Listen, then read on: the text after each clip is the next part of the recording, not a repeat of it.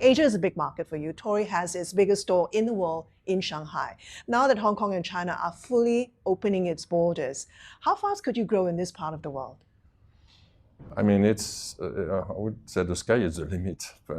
Because could you double your footprint here in Asia? We have actually opened 70 stores in the last 3 years in China and Asia altogether, plus relocating stores. 70? Yeah. We have 180 stores now in the whole region.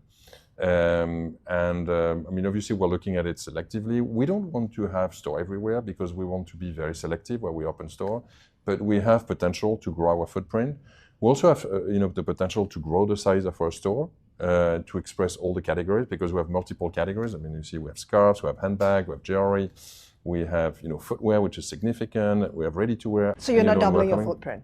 So we're not doubling our footprint, but we're going to be growing our store for, in the next 4 or 5 years, probably by 50% in the region, to give you an idea of the number of stores that we will be opening, and growing e-commerce and redoing the store. How much could Asia potentially contribute to your overall revenue and sales? Do you have a target you want to hit? I mean, what we want is to have a balanced business across the globe. So we are growing in Europe, we're growing in Asia, we're growing in the US. I think the potential of the region, if you look at it globally, between China, Southeast Asia, and Japan, it could be, China could be as big as the US, for example. How long will it take? We probably can take 4 or 5 years. And at the same time, the US, and that was a bit of a surprise to me when I joined the brand because I knew the potential of growing the brand in Asia. I've done that before in my life. So what surprised me also is the potential we have in our domestic market because it's a huge market. So we have the potential to grow it there. And we've been growing the business significantly in North America as well.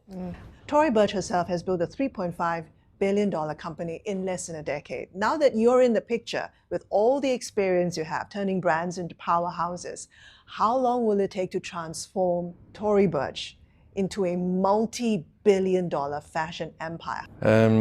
I think what excite us is to really, do beautiful product, engage the customer, create a brand that is incredibly desirable, and bringing along on that journey a great team. That's really what excite us when we wake up in the morning with Tory. Obviously, when you do that well, it translates into great numbers.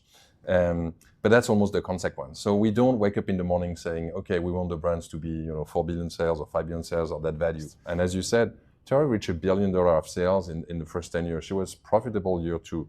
She has been the biggest success in fashion as an entrepreneur of the last 20 years. There has been no success since then at that scale. We'll continue on that success path.